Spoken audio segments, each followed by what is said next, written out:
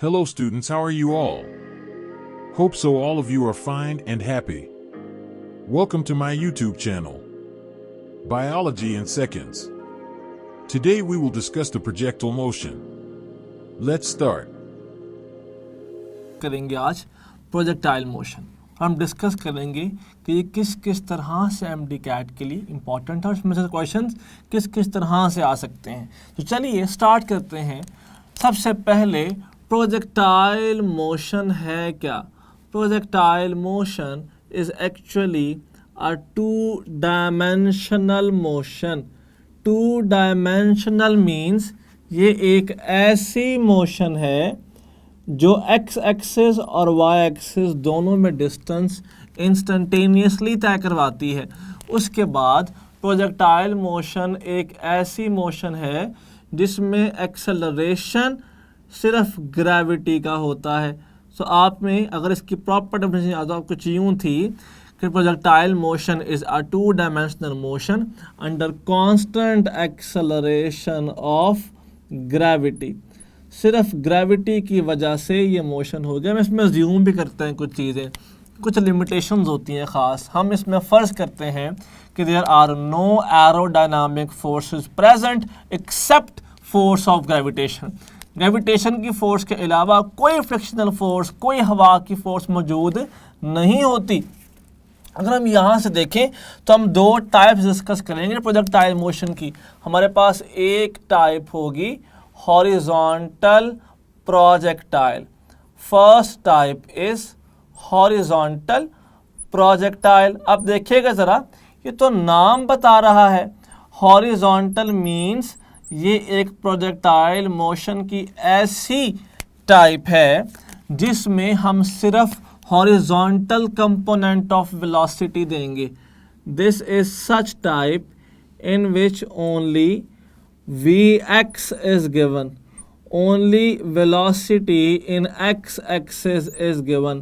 हम और कोई भी पुश बॉल को या किसी भी ऑब्जेक्ट को नहीं देते। जैसे कि फ़र्ज़ कीजिए दिस इज़ वन ऑब्जेक्ट। हमारे पास ये एक ऑब्जेक्ट है जिसका मास m है। अगर मैं इस ऑब्जेक्ट को यूं पुश दूं एज Vx तो इसको स्ट्रेट जाना चाहिए, लेकिन क्योंकि हमारे पास यहाँ पे ग्रेविटी भी तो मौजूद है तो यही पुश की वजह से बॉडी अपना पाथ कुछ यूं चेंज कर लेती है। आप ज़रा नोट कीजिएगा, वहाँ से लेके यहाँ तक आने में बॉडी इस पाथ के डिफरेंट पॉइंट्स से गुजरी होगी, यहाँ से भी और यहाँ से भी। अगर देखा जाए तो हमने एक बात सबसे पहले की थी कि कोई भी फोर्स प्रेजेंट नहीं है एक्सेप्ट ग्रेविटेशनल फोर्स। अगर फोर्स नहीं है तो इट मींस कि there is no acceleration in X axis. Acceleration, अगर यहाँ पे एक्सेलरेशन भी नहीं होगा तो वेलोसिटी को सेम रहना चाहिए। सो this is Vx, this is Vx and this is also Vx। हम कुछ यूँ कह देते हैं this is Vfx and this is Vix, ताकि नॉमिनेट कर सकें कि ये इनिशियल और ये फाइनल वेलोसिटी थी। अब शुरू में क्योंकि हमने बॉडी को सिर्फ और सिर्फ इनिशियल पुश x एक्सिस में दिया था तो कोई भी वेलोसिटी y एक्सिस की मौजूद नहीं थी, लेकिन क्योंकि हमारे पास ग्रेविटेशनल फोर्स मौजूद है जिसकी वजह से एक्सेलरेशन भी मौजूद है। ग्रेविटी का एक्सेलरेशन है तो फिर तो वेलोसिटी चेंज होगी और वेलोसिटी फिर ग्रेविटी की फोर्स की सिमत में पैदा होना शुरू होती है, पहले कम फिर ज़्यादा और ऐसे वो इंक्रीजिंग ऑर्डर में बढ़ती ही चली जाती है। सो दिस इज़ Vfy। नोट कीजिएगा, आपने यूं बॉडी को थ्रो किया, आपने सिर्फ x कंपोनेंट ऑफ वेलोसिटी दिया, लेकिन ड्यू टू ग्रेविटी उसने यूं अपनी मोशन को तय किया। इस सारी मोशन में बेसिकली हुआ क्या है? इस सारी मोशन में इस ऑब्जेक्ट ने वर्टिकल डिस्टेंस भी तय किया है और उसी के साथ साथ इस ऑब्जेक्ट ने हॉरिजॉन्टल डिस्टेंस भी तय किया है। So this horizontal distance is called x, this vertical distance is called y। सो हम कह सकते हैं कि this is two dimensional motion under constant acceleration of gravity. अब सबसे पहले हम दो काम करेंगे।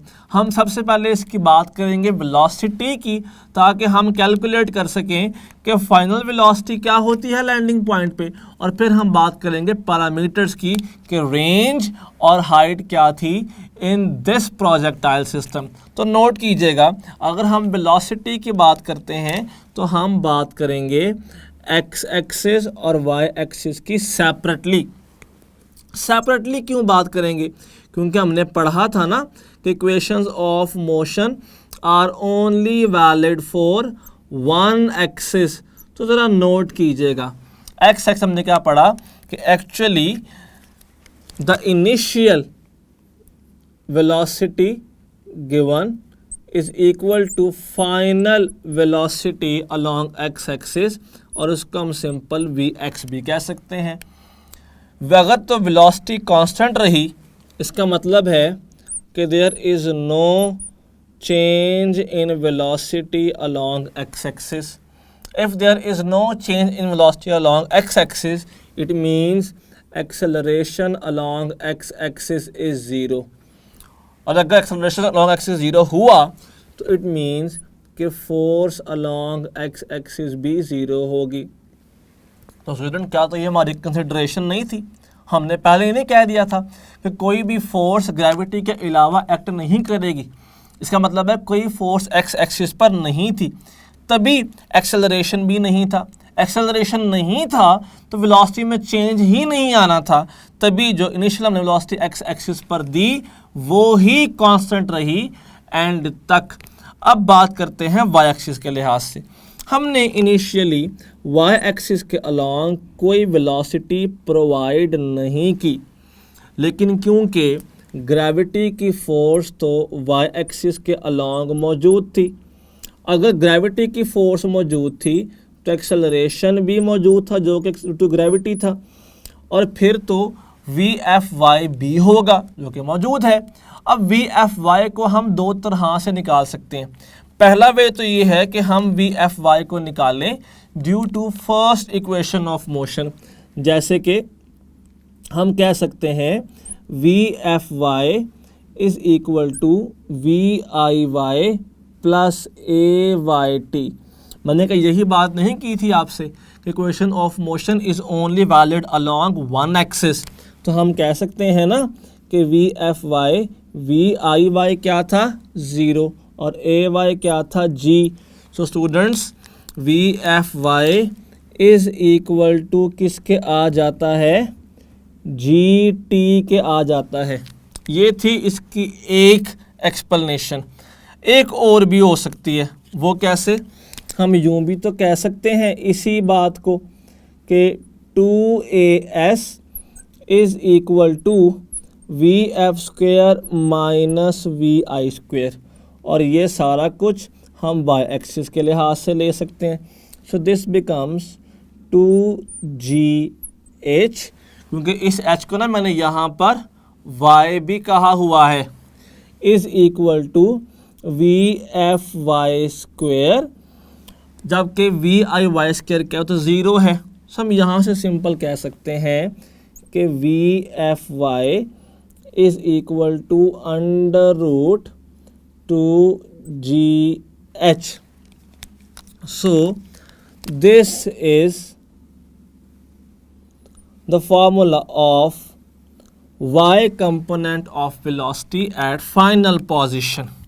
अब मुझे वी एफ एक्स भी पता है and I also know the value of V F Y, तो मेरे लिए वेलोसिटी निकालना बहुत आसान होगा। यहाँ पे अगर जनरली देखें तो हम यूँ भी तो कह सकते हैं कि फाइनल वेलोसिटी, जो कि सिर्फ इस केस में एप्लीकेबल है, is equal to V F is equal to under root V F X square plus V F Y square. अब इस बात को ना हम यूँ लिख सकते हैं जनरली कि वी एफ ज़रा नोट कीजिएगा, V F is equal to under root V X square, क्योंकि this is V X plus V F Y is G T, square लेंगे तो आ जाएगा जी स्क्वेयर टी स्क्वेयर। अच्छा, इसी बात को ना हम यूँ भी लिख सकते हैं कि V F is equal to under root V X square plus V F Y square is equal to 2gh plus 2gh। Students, ये हमारे पास फार्मूला है फाइनल वेलोसिटी का in case of horizontal projectile. कब भला? अगर हमें टाइम गिवन होगा तो हम इस वाले को इस्तेमाल करेंगे, और अगर हमें हाइट गिवन होगी तो we will automatically use this one. अब देखें, हमारे क्वेश्चन के डाटा पर डिपेंड करता है कि हमने फार्मूला कौन से वाला इस्तेमाल करना है। हमने यहाँ से कैलकुलेट कर ली final velocity of the object in horizontal projectile. हमने अब आगे मूव करना है फौरी कि देखें कि बाकी पैरामीटर्स किस तरह से हो सकते हैं। तो चलिए नोट करते हैं पैरामीटर्स हैं कौन कौन से। सबसे पहला पैरामीटर जो हमारा है that is range. In this case range क्या होती है? अगर इस केस में देखा जाए तो स्टूडेंट्स हम रेंज कह देते हैं horizontal distance covered by the object. जैसे ही हमने बॉडी को थ्रो किया तो बॉडी ने डिस्टेंस तय किया horizontally, this X is called range. आपको याद है हम फार्मूला पढ़ते थे S is equal to V T. अब अगर सब कुछ x के लिहाज से हो जाएगा, so this distance is x is V X times T. तो students, this is the formula of range but only in horizontal projectile. अच्छा, यहीं से ना हम दोबारा देखते हैं कि अब आगे अगर मुझे हाइट निकालनी पड़ती तो वो कैसे निकालता। What is height covered by this projectile? तो नोट कीजिएगा हाइट होती क्या है। Height is the vertical distance covered. तो हम कह सकते हैं कि जब हाइट की बात की जाएगी ना तो height is vertical distance covered. याद हम फार्मूला पढ़ते थे second equation of motion, S is equal to V I T plus 1/2 AT square, y axis and y axis. अब वी आई वाई तो ज़ीरो नहीं था, एस वाई क्या हो जाएगा? मैं इसको एच भी कह सकता हूँ, मैं इसको वाई भी कह सकता हूँ। Is equal to 1/2, this becomes G T square. Students, this is the formula of height of projectile but only in horizontal way. अच्छा, अगर हमसे ये पूछ लिया जाए कि जब मैंने बॉडी को थ्रो किया तो थ्रो करने से लेकर एंड पोजीशन तक पहुंचने तक कितना टाइम लगा है, तो वो तो हम यहाँ से नहीं निकाल लेंगे। वो कैसे भला? अगर यहीं से देखें तो टाइम आ जाता है 2 × g divide T square is equal to 2h/g। So अगर इसको फर्दर सॉल्व करेंगे तो t equals under root 2h/g। So students, this is the formula of time of flight in horizontal projectile। अच्छा, नोट कीजिएगा, यहाँ पर मैं एक शॉर्टकट दूंगा आपको, एक लिंक दूंगा रेंज और हाइट के दरमियान में, वो भी इस इक्वेशन में से। जैसे देखिएगा, मैं इसको ना यूँ भी लिख सकता हूँ कि x is equal to V X, time नहीं लिखूँगा, टाइम का फार्मूला पुट कर दूँगा under root 2h/g। Students, this is the relation between range and height of horizontal projectile. In case of horizontal projectile, this is the formula. अब यहाँ से जो MCQs पूछे जाएंगे ना वो बड़े सिंपल से होंगे। जैसे पहला MCQ हमसे ये जनरली पूछा जाता है कि if a helicopter, if a helicopter throws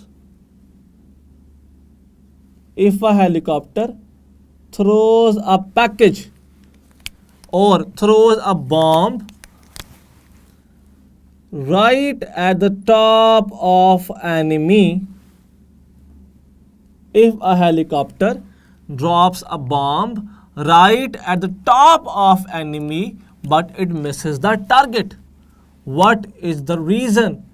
हमने बिल्कुल ऊपर पैकेट को छोड़ा लेकिन फिर भी नहीं गिरा, इसकी क्या वजह हो सकती है? क्या इसकी reason horizontal component of velocity है? Is the reason horizontal component of velocity, या फिर is the reason vertical component of velocity? यहाँ पे रीजन क्या है? वर्टिकल कंपोनेंट ऑफ वेलोसिटी है, वर्टिकल कंपोनेंट ऑफ वेलोसिटी, या फिर the reason is acceleration due to gravity, acceleration due to gravity. Students यहाँ फिर रीजन है टू डायमेंशनल मोशन। अब बताएं कि इनमें से मेन रीज़न क्या है? एक हेलीकॉप्टर मूव कर रहा था, उसके पास पैकेज था, हमने पैकेज को ड्रॉप किया बिल्कुल एनिमी के ऊपर, फिर भी उस पर गिरा नहीं। The reason is helicopter was moving actually.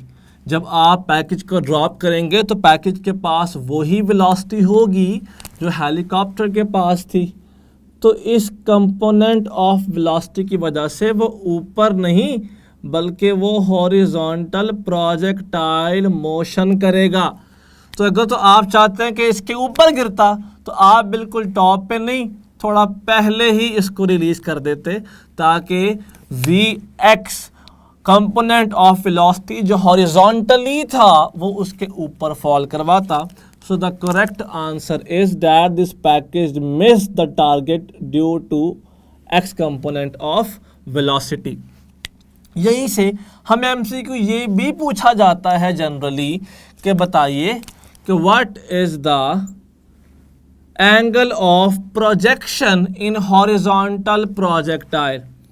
What is the angle of projection जब हम बॉडी को थ्रो करते हैं प्रोजेक्टाइल मोशन में, तो what is the angle of projection in horizontal projectile? तो बताइए कि हॉरिजॉन्टल प्रोजेक्टाइल में कितना एंगल होना चाहिए?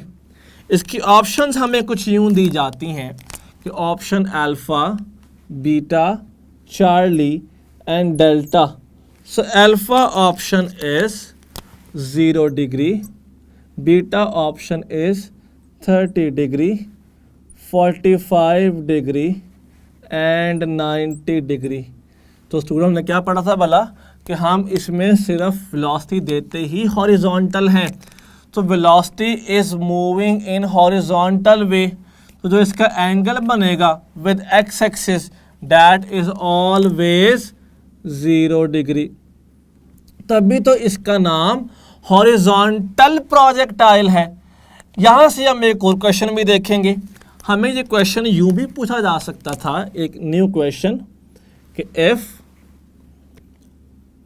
If a ball is thrown, हमने बॉल को फेंक दिया है, थ्रोन हॉरिजॉन्टली, हमने बॉल को फेंका है horizontally. If a ball is thrown horizontally with speed of, if a ball is thrown horizontally with speed of, हमें स्पीड बता दी गई है, that speed is actually 40 meters per second।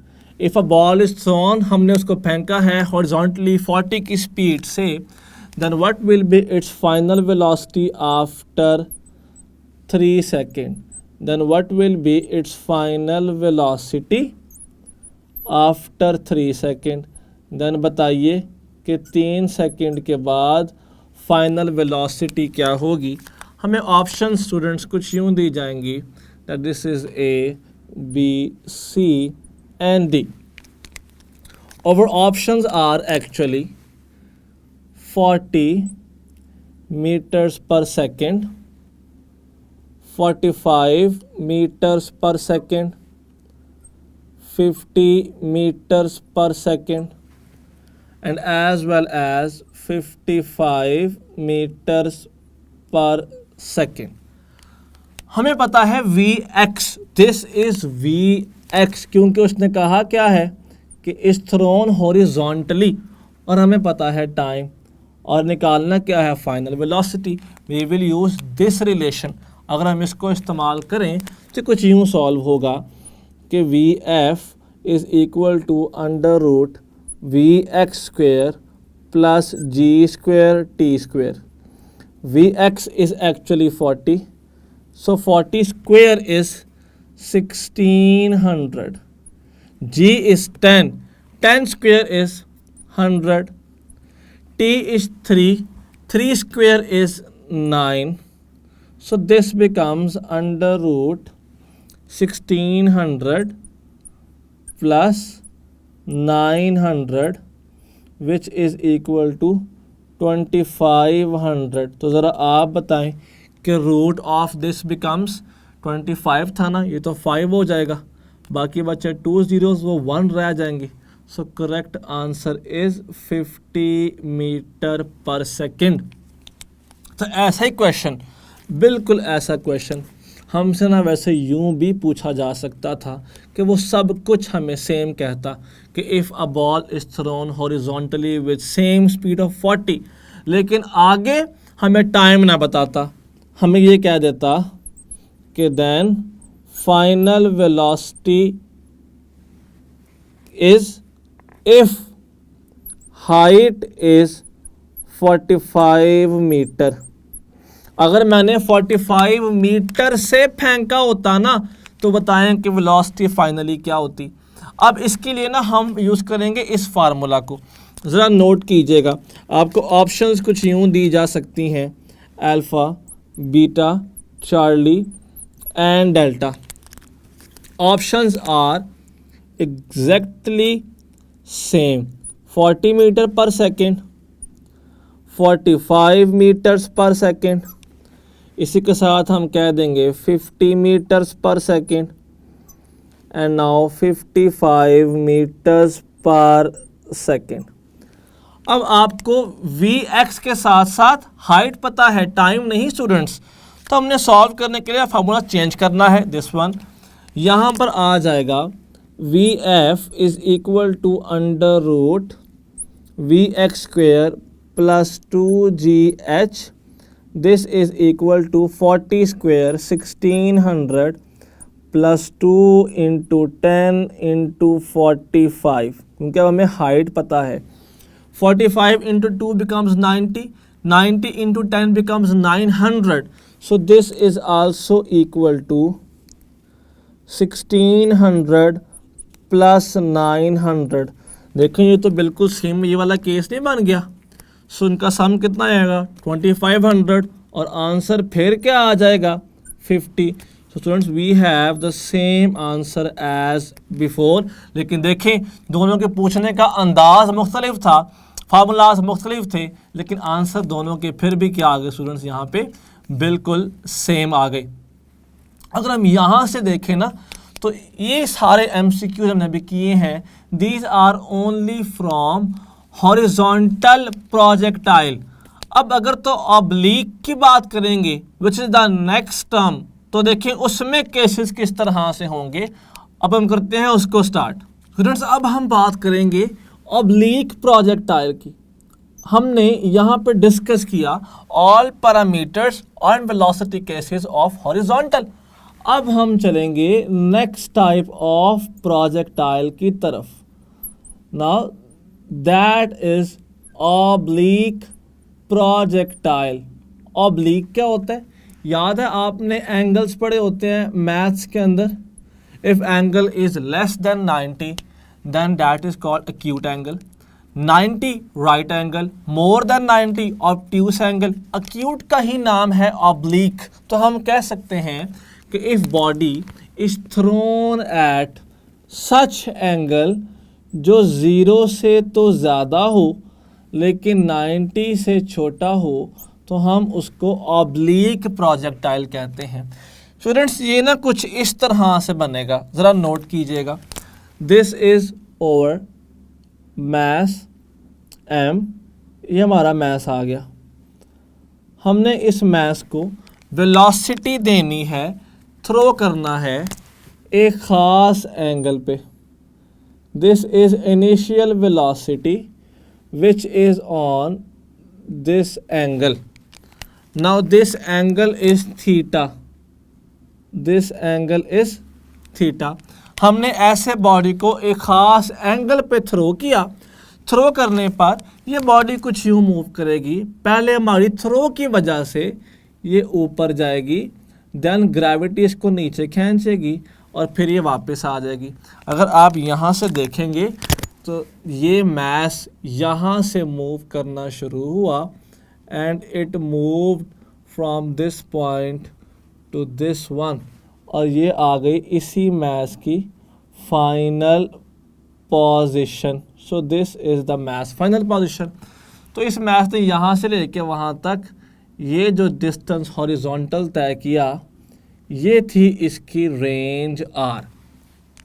अब इस सारे पाथ को फॉलो करने के लिए लाजमी सी बात है इस मैस को इस पॉइंट से, इस टॉप पॉइंट से और इस पॉइंट से भी गुजरना पड़ेगा। तो ये तीनों जब पॉइंट से गुजरेगा तो हम अपने इनिशियल पॉइंट से पहुंच जाएंगे फाइनल पॉइंट तक। पर हमारी बातें बिल्कुल सेम है कि यहाँ पर भी हमने ये बात कंफर्म कर दी कि कोई भी फोर्स एरोडायनामिक प्रेजेंट नहीं है सिवाय ग्रेविटी के। अगर मैंने वेलोसिटी को एंगल थीटा पर फेंका है ना, तो इस वेलोसिटी के दो कंपोनेंट्स भी होने चाहिए। एक कंपोनेंट्स वो जो अलोंग एक्स एक्सिस होगा इस एंगल के बिल्कुल साथ, हम इसे कह सकते हैं V I X which is equal to V I cos of theta. और एक कंपोनेंट जो एंगल के बिल्कुल सामने होगा, that is this one. Now this is y component, हम इसे कह सकते हैं V I Y which is equal to V I sine theta. Students इस कंपोनेंट को हम यहाँ से उठा के बिल्कुल यहाँ पर भी प्लेस कर सकते हैं। So this is V I Y component. क्योंकि कोई फोर्स एक्स एक्सिस में तो मौजूद ही नहीं है, तो no force means no acceleration and that means no change in velocity. So X component will remain same. तो नोट कीजिए मेरे पास जो एक्स कंपोनेंट इनिशियल पॉइंट पे था वही एक्स कंपोनेंट हमारे पास इस एंड तक भी कायम है, और यहाँ पर भी ये बिल्कुल सेम वे में ऐसे आगे जा रहा है। अब नोट कीजिएगा उसके बाद अगर तो y की बात करें तो ग्रेविटी वाला कहाँ पर मौजूद है? स्टूडेंट्स ग्रेविटी तो मौजूद है डाउनवर्ड्स, जबकि बॉडी कहाँ पर जा रही है? अपवर्ड्स। तो बॉडी तो ग्रेविटी को अपोज नहीं कर रही, जिसकी वजह से इसकी वेलोसिटी वर्टिकली पहले कम होती रहेगी। टॉप पे body will have no vertical velocity, और इसके बाद वर्टिकल वेलोसिटी इंक्रीज करती रहेगी, और ये फिर यहाँ पर बॉडी के पास होगी वी एफ वाई, और इस पॉइंट पर जो एक्स कंपोनेंट बॉडी के पास है that is we F x. ज़रा नोट कीजिएगा इस केस में बॉडी के पास इक्वल एक्स कंपोनेंट है, जबकि जो वाई कंपोनेंट है that is linearly decreasing then linearly increasing. और यहाँ पे हम एक केस और भी तो देख सकते हैं जो बड़ा इंपॉर्टेंट एमसीक्यू आता है, वो वाला क्या, अगर मैं वी वाई कंपोनेंट को एक्स के ऊपर रखूं जैसे यहाँ पे ड्रॉ किया गया है, और इस कंपोनेंट को अगर यहाँ पे रखूं तो नोट कीजिएगा, now this is resultant velocity. यहाँ पर y था ही नहीं तो vx ही क्या है, रिजल्टेंट वेलोसिटी है, जबकि यहाँ पे दिस इज रिजल्टेंट वेलोसिटी। तो हम ये बात भी तो कह सकते हैं स्टूडेंट्स कि ऑब्लिक प्रोजेक्टाइल एक ऐसी प्रोजेक्टाइल मोशन है जिसमें acceleration is always downward, acceleration is always downward, जबकि velocity can be anywhere. Velocity देखिएगा पहले अपवर्ड थी, फिर हॉरिजॉन्टल हो गई, फिर नीचे की तरफ को हो गई। तो अगर ये पूछा जाए कि in which kind of motion acceleration is always downward but velocity can be anywhere, तो हम ये बात याद रखेंगे कि that is only projectile motion. अब अगर टॉप पॉइंट से देखा जाए तो टॉप पॉइंट से लेके जो बॉडी के पास ये वाला डिस्टेंस है students, this is called its height of flight. हम इसको मैक्सिमम हाइट भी कहते हैं, लेकिन इनकी हम बात करेंगे बाद में। सबसे पहले हम डिस्कस करेंगे कि इसकी वेलोसिटी किस तरह से है। अगर स्टार्ट करें तो we will discuss from X axis और फिर हम मूव करेंगे टुवर्ड्स वाई एक्सिस। तो ज़रा नोट कीजिएगा, सबसे पहले अगर एक्स एक्सिस की बात की जाए तो बात बिल्कुल सेम है। If we talk about X axis of velocity, तो जो वेलोसिटी इनिशियली हमने दी थी V I X, that is equal to V F X, but now it is equal to V I cos of theta. क्योंकि velocity same है, क्योंकि velocity में change तो आ ही नहीं था रहा। चेंज क्यों नहीं था आ रहा, क्योंकि एक्चुअली एक्सेलरेशन एक्स एक्सिस में ज़ीरो था। एक्सेलरेशन क्यों ज़ीरो था, क्योंकि हमने अज्यूम किया था कि there is no force along X axis, क्योंकि फोर्स नहीं थी, एक्सेलरेशन भी नहीं था। तो वेलोसिटी जो हमने प्रोवाइड की वो ही पूरे पाथ में भी रही। अब इसके बाद अगर यहीं पर हम बात करते हैं वाई एक्सिस के लिहाज से स्टूडेंट्स, तो हम ये बात भी तो कह सकते हैं कि नाउ इनिशियल ज़ीरो नहीं है। नाउ इनिशियल कंपोनेंट जो वाई एक्सिस पर है that is V I sine theta. क्या कोई फोर्स मौजूद है, तो बिल्कुल मौजूद है। वाई एक्सिस में ग्रेविटी की फोर्स मौजूद है, एक्सेलरेशन भी है वाई में, तो बिल्कुल है। अगर फोर्स मौजूद है तो एक्सेलरेशन भी ग्रेविटी का है, लेकिन नेगेटिव साइन के साथ। क्यों नेगेटिव के साथ, क्यों? क्या ऐसा नहीं हो सकता कि यहाँ पर हम हाफ में माइनस ले लें, हाफ में पॉजिटिव ले लें?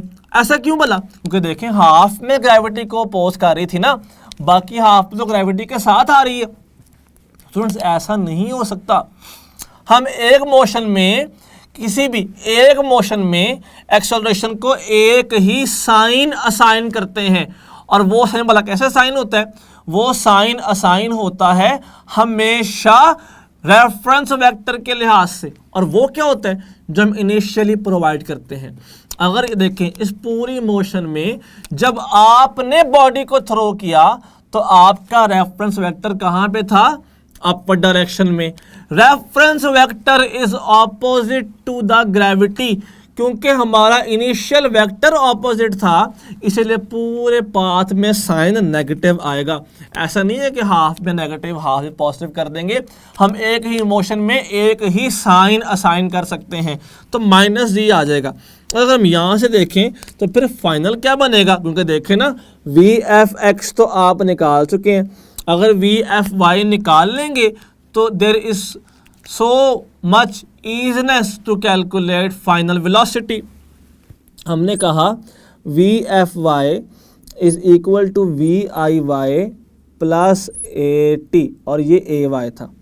तो ये आ गया V F Y is equal to V I sine theta minus G T. Minus क्यों? क्योंकि ए वाज माइनस जी। तो students now this is final y component of velocity. अब आपको वी एफ वाई और वी एफ एक्स पता है तो we can easily calculate velocity now. कैसे कैलकुलेट होगी भला? वी एफ इक्वल होता है under root of V F X square plus V F Y square. Students अगर हम यहाँ पे इनकी वैल्यूज़ पुट करें तो आपको याद रखना है कि answer is V I square plus G square T square minus 2vi sine theta G T. Derive करना एमडी कैट में बेवकूफ़ी है, लेकिन फिर भी अगर आप चाहें कि मुझे पता तो हो किस तरह से आया है तो वी एफ एक्स और एफ वाई की वैल्यू पुट करके देखें, आपको सेम आंसर गेन हो जाएगा। So this is final velocity of oblique projectile जब हमने बॉडी को थ्रो किया होगा। ज़रा नोट कीजिएगा, ज़रा देखें इसी केस में क्या हम एंगल ऑफ प्रोजेक्टाइल निकाल सकते हैं? What is the angle of projectile? अगर मुझे ये बताना पड़ जाए कि हमने कितने एंगल पे बॉडी को फेंका था तो वो कैसे पॉसिबल है? स्टूडेंट्स याद रखिएगा कि theta is equal to tangent inverse V I Y by V I X. ज़रा नोट कीजिएगा, हम कहते हैं tangent theta is equal to perpendicular by base. This theta is equal to perpendicular by base, so V I Y by V I X give us angle of projection कि हमारे पास कितने angle पर body move कर रही है। Students हमारे पास ये आ गया इनिशियल एंगल का फार्मूला।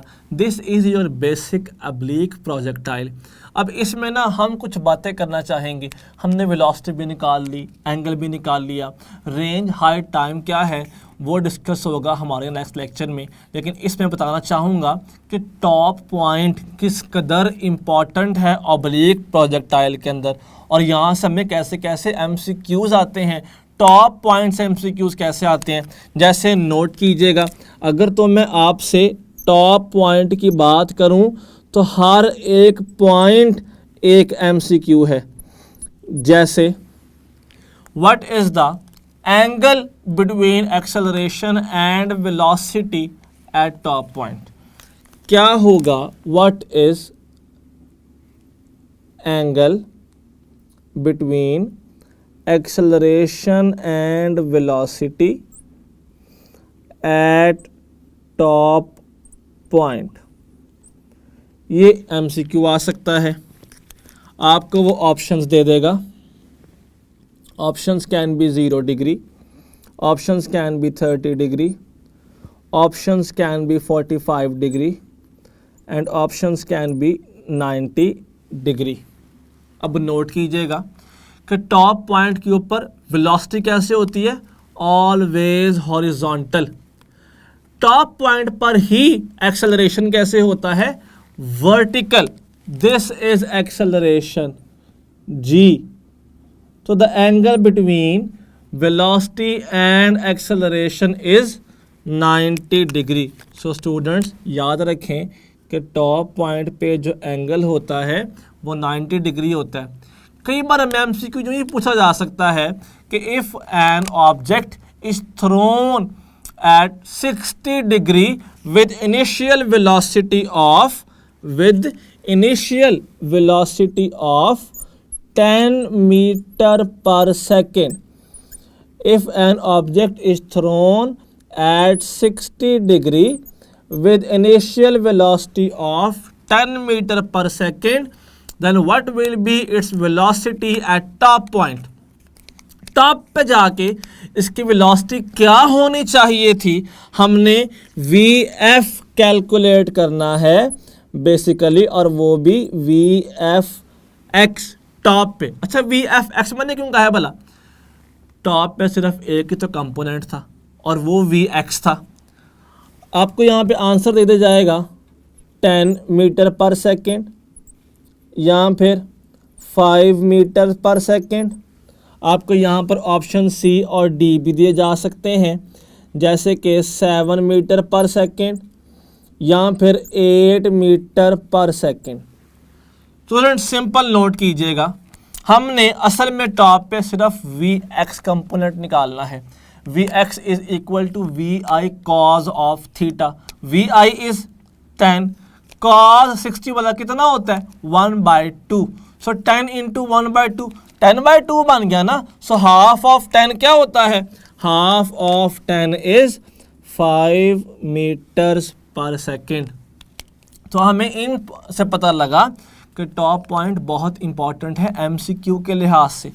तो स्टूडेंट्स आप ना कुछ पॉइंट्स याद रखेंगे कि टॉप पॉइंट पर सिर्फ और सिर्फ एक्स कंपोनेंट पाया जाता है। टॉप पॉइंट पे वेलोसिटी एक्सेलरेशन के साथ परपेंडिकुलर हो जाती है, हमें यह बात पता होनी चाहिए।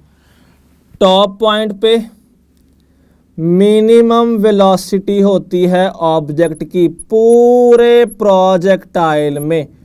टॉप पे क्या होता है, सबसे कम वेलोसिटी होती है प्रोजेक्टाइल की।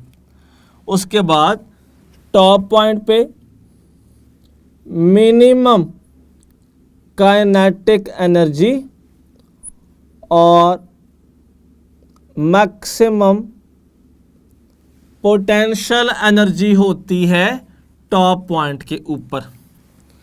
और इसी लिहाज से अगर हम देखें तो momentum is also minimum eight top point. अब हम डिस्कस करेंगे नेक्स्ट लेक्चर में फर्दर कि इनके पैरामीटर्स क्या हैं और टॉप पॉइंट पे हम पैरामीटर्स कैसे कैलकुलेट कर सकते हैं। हमारा ये आज का लेक्चर था ऑन प्रोजेक्टाइल की दो टाइप्स पे, एक हॉरिजॉन्टल कंप्लीट हमने सिर्फ डिस्कस किया, ब्रीफ हमने डिस्कशन की ऑब्लिक के ऊपर। इसके तमाम पैरामीटर डिस्कस होंगे लेक्चर नेक्स्ट में।